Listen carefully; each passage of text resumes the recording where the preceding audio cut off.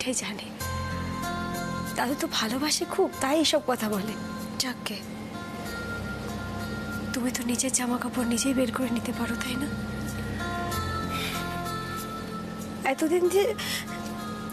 এতদিন যে দাদুর নাতি দয়া করে মিঠাইকে নিজের সব কাজ করতে দিত, সেটা মিঠাই বুঝে গেছে। কিন্তু দয়াটা না তুমি আর করো না, বুঝলে তো? তুমি স্ট্রিক্ট থাকো।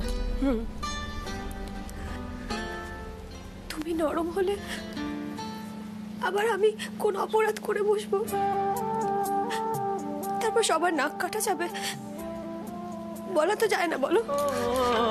आहिस्ता आहिस्ता मिलते हैं दिल सनम, क्यों ना कर ले आपसे प्यार हम। তুফান মিল খেপেছে।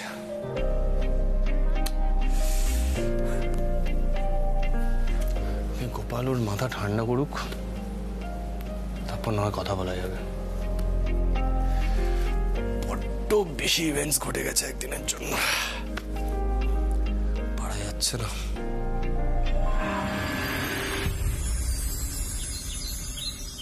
কই বলি, বাড়ির সবাই গেল কোথায়? মিঠাই, গরম গরম চা খাবা। আরে সবে শীত পড়েছে, চায়ের সঙ্গে একটু জিলিপি শিকারাও লাগবে কিন্তু। আরে রাজীব কুমার এখন আসেনি? আসবে, ফোন করেছি, এক্ষুনি চলে আসবে। আচ্ছা, আমি তোমার চা বসিয়ে দিয়েছি, কিন্তু হ্যাঁ বলছি, তুমি সবাইকে সকাল সকাল ফোন করে ডেকেছো কেন বলো তো? কোনো প্ল্যান আছে নাকি? হ্যাঁ, প্ল্যান তো আছেই মিঠাই। শোন, তোর ঠাম্মা গেছে আশ্রমে, সেখানে সস্তায়ন হবে, তা আমাকেও তো পরিবারে একটা সস্তায়ন করতে হবে, যাতে পরিবারের সুখ শান্তি ফিরে আসে। কাল রাতেও তো অশান্তি হয়েছে, আমি গলা পেয়েছি। আর তাছাড়া মিঠাই রানীর মুখে হাসি লেগে থাকলেও এখনো ঠিক হ্যাপি হয়নি। ঠিক বলেছি কিনা? দাদুর কিন্তু সব দিকে নজর থাকে।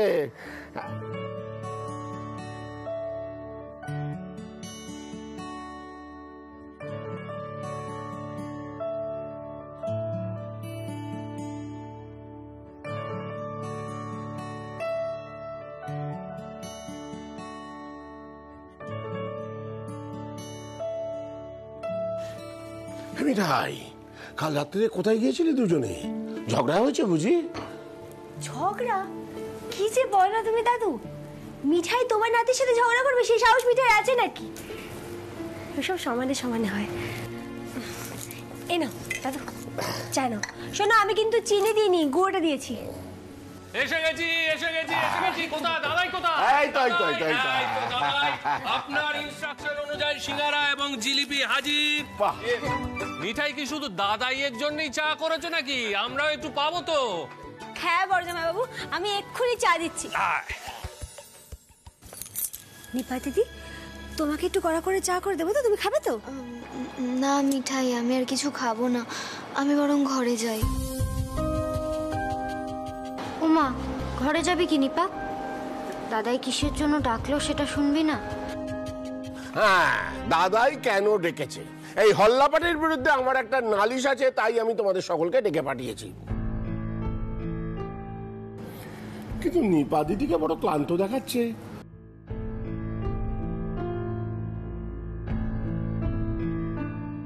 কাল সিট আর মিঠাই অনেক রাত করে বাড়ি ফিরলো। কি আবার রাজীব কুমারের বাড়িতে রাত জেগে হল্লা হয়েছে বুঝি?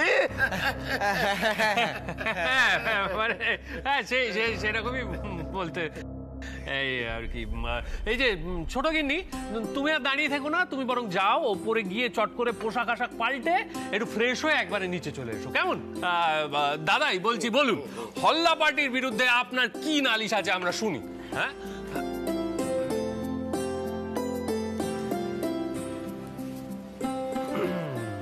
ব্যাপারটা কি বলো তো রাজীব কুমার?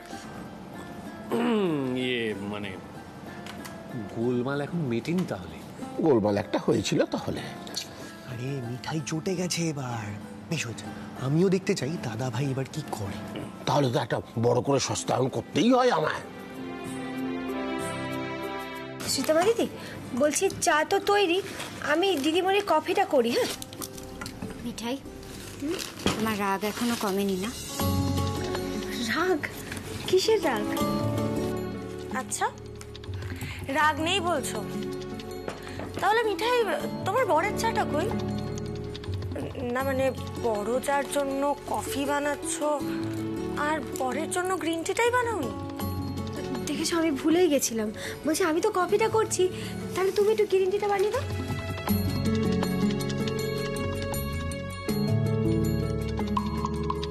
দিদি আমার জন্য চা করতে হবে না, আমি রেডি হয়ে আসছি।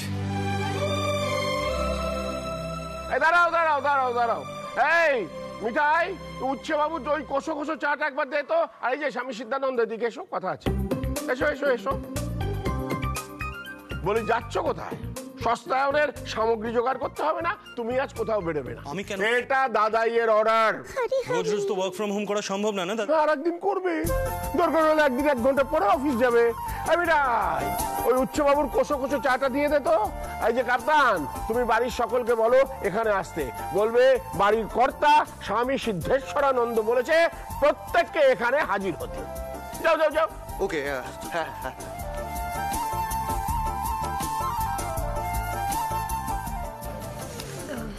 সীতামা দিদি, গ্রিন টিটা একটু দিয়ে দেবে?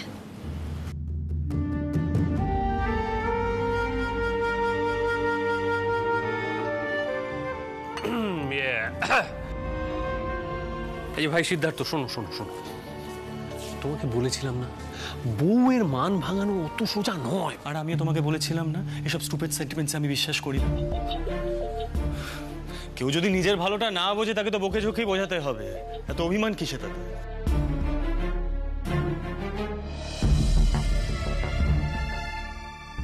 শোনো, ওকে বলো ওর মাথাটা ঠান্ডা করতে। এরপর আমার মাথাটা গরম হবে, হুটহাট কিছু একটা বলে বসবো, তখন খারাপ লেগে যাবে। কেড়ে বেরোসি। হ্যাঁ, তাতে আমার কোনো প্রবলেম নেই। মিঠাই মুখে যাই বলুক না কেন, দেখেছো তো তোমাকে এই অবস্থায় দেখে বেচারার রীতিমতো অস্বস্তিতে পড়ে গেছে। কেন দিদি, মিঠাই আর কে এমন? দাদাই কি হয়েছে গো? সানডে এভাবে তাড়াহুড়ো করে ডেকে আনলো? হ্যাঁ, কোনো বিপদ হয়েছে নাকি? না না বলাই, সে বিপদ কেন হবে? এখন সিঙ্গাড়া এবং জিলিপি সহযোগে চা পান করতে করতে আমাদের সস্তায়নের প্ল্যান করতে হবে। সস্তায়ন কেন করা হয় জানো তো তোষা? বাড়ির প্রত্যেকে যাতে সুখে শান্তিতে আনন্দে থাকে সেই জন্য এখন তার আয়োজন করতে হবে।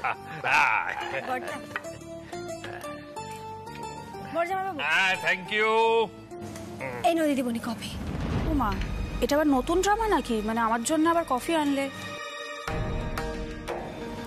না আসলে আজকে চায়ের সাথে কফি করতে ভুলিনি। তুমি একটু খেয়ে দেখবে চিনি চিনি সব ঠিক আছে কিনা। রোজ তো ঠিকই হয়। Thank you.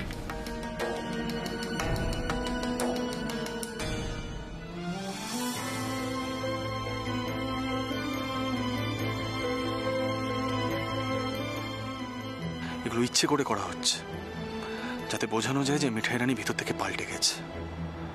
আমাকে দেখিয়ে দেখিয়ে ড্রেসের সঙ্গে ভালো ব্যবহার করছে, আর আমার সঙ্গে কমিউনিকেট করা হচ্ছে না। ননসেন্স। আমি বা এত ভাবছি কেন এটা নিয়ে? সিরিয়াসলি। তাড়াতাড়ি এসো দাদাই, অনেকক্ষণ ধরে ডাকাডাকি করছে। আরে কি হয়েছে সেটা বলবি তো? আরে এসো না। আরে এই বাবা, কি হয়েছে? সন্দীপকে দিয়ে ভাবে ডেকে পাঠালে তোমার শরীর টুরি ঠিক আছে তো? হ্যাঁ, শরীরের আবার কি হবে? আমি হলাম গিয়ে এই বাড়ির সব থেকে সুস্থ লোক।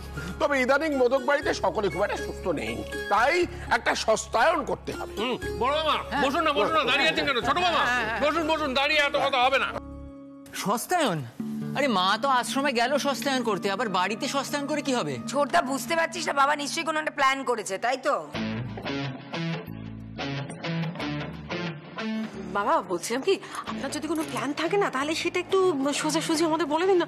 না মানে হিয়ালি টিয়ালি ঠিক আমি বুঝতে পারি না। শুধু তুমি কেন, কেউ বোঝে না। বাবা বলো না কি হয়েছে? রাজীব কুমার, একটা বড় সড়ো কাগজ নিয়ে এসো। কাগজ? কাগজ দিয়ে দাদাই কি হচ্ছে বলবে? আমার হল্লাপাড়ির কাছে একটা সুপারিশ আছে। বলি এই শীতে মোদক বাড়িতে একটা বড় সড়ো পিকনিক হবে না?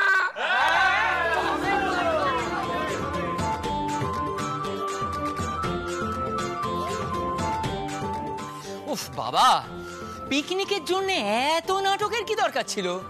আমি তোকে প্রথমেই বলেছিলাম ছোটদা। বলেছিলি? পিকনিক তো বাবা যখন তখন যাওয়া যেতে পারে, তাই বলে তুমি এইভাবে ডেকে আনাবে? সত্যি তুমি পারো বটে।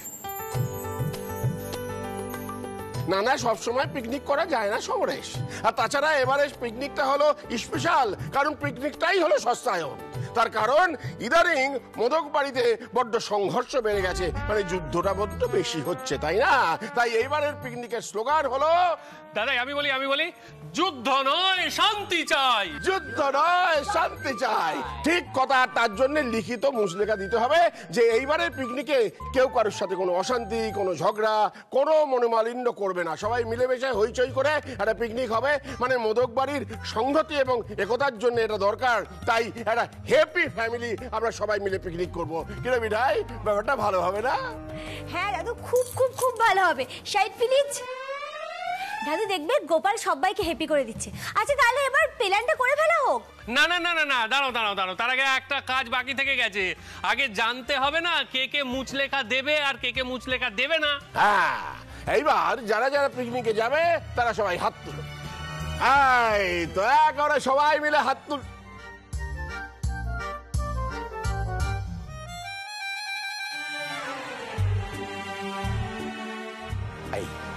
জানতাম উনি হাত তুলবেন না।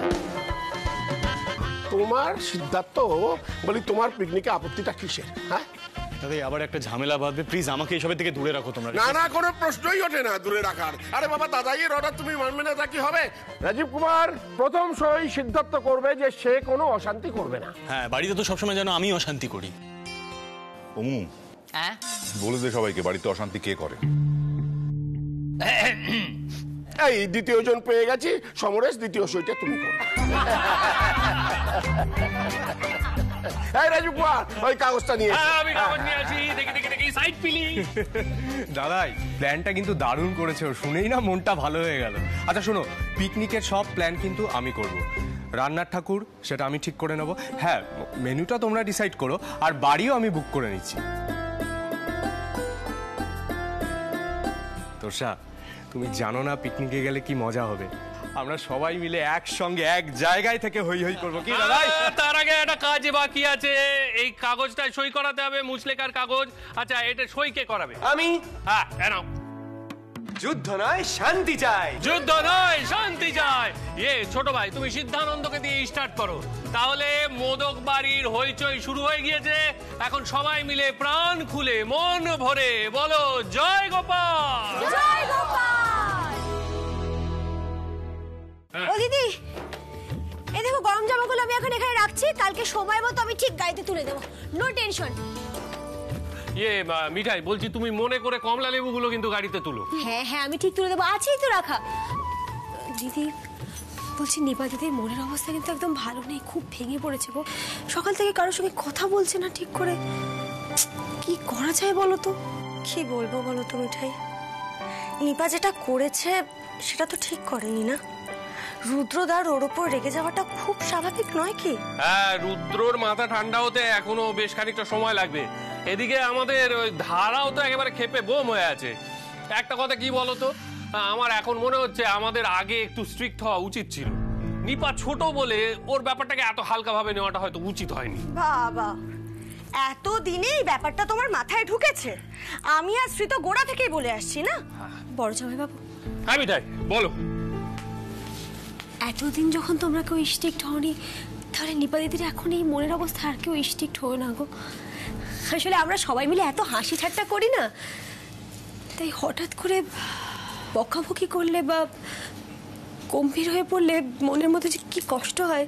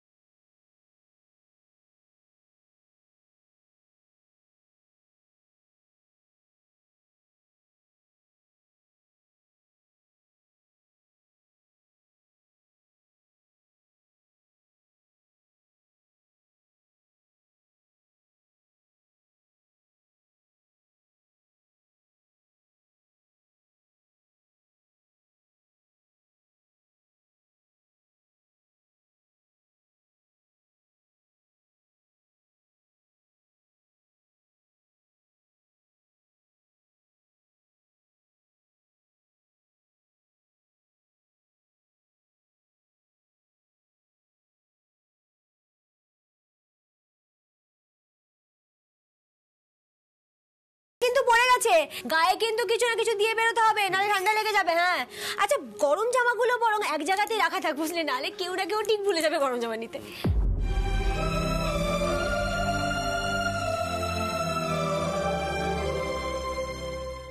সীতামা দিদি, ও সীতামা দিদি, আরে নিপা দিদিকে জোর করে নিয়ে এসো তো। মিঠাই আমি যাচ্ছি, দুজনকে নিয়ে আসছি। শ্রী তোর চেসবোর্ডটা নিচ্ছে, নিপাকে বলছি ব্যাডমিন্টন র্যাকেটটা নিয়ে নিতে, ঠিক আছে? দাদা ভাই বলছি যে ক্রিকেট খেলবি, তাহলে ব্যাট বলটাও নিয়ে নিতাম। আরে নিয়ে নাও, আমি খেলবো। যাও যাও যাও যাও। ঠিক আছে। হ্যাঁ বর্জয় বাবু, আমি বরং কমলা লেবুগুলো সাজিয়ে রাখি।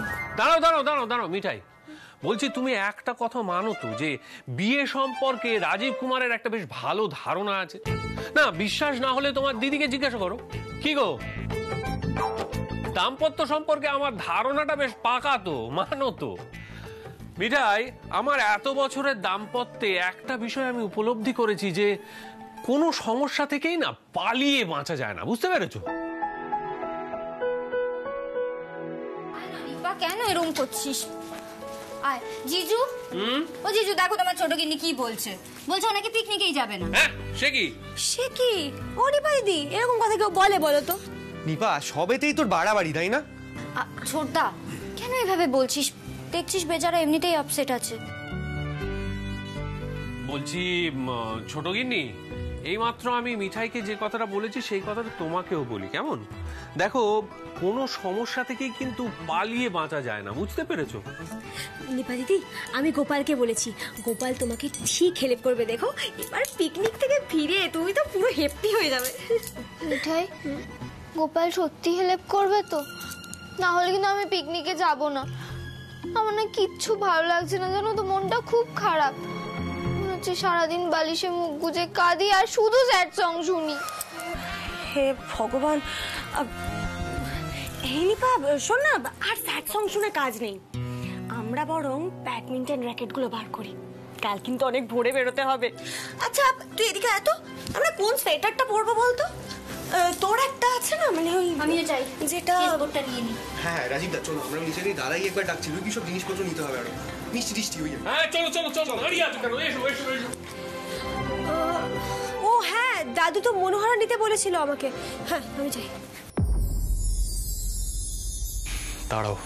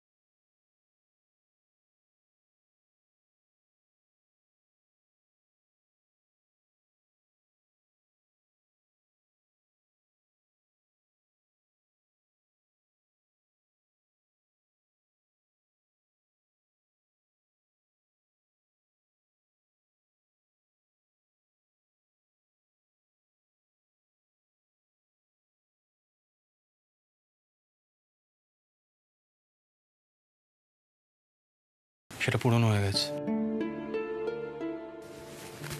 কালিটা নিয়ে নিও। আমার মনে আছে তুমি একটা কারিগন পরে মনোহরা বিক্রি করতে, সেদিন থেকে এখন পর্যন্ত অনেক কিছুই পাল্টে গেছে, তাই না? তাই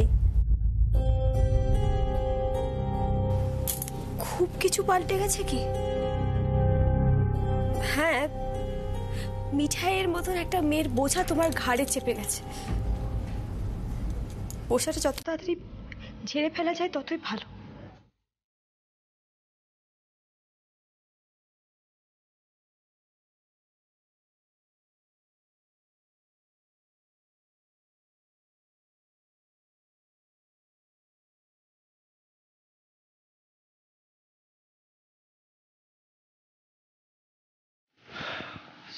বিচিত্র ব্যাপার,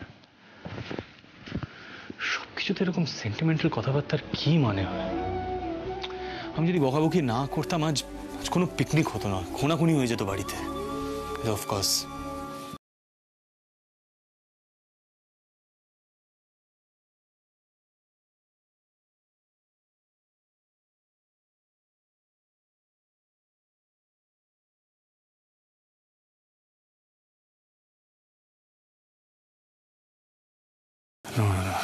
दिल तो कहता है वो अपने हैं, अपने ही है।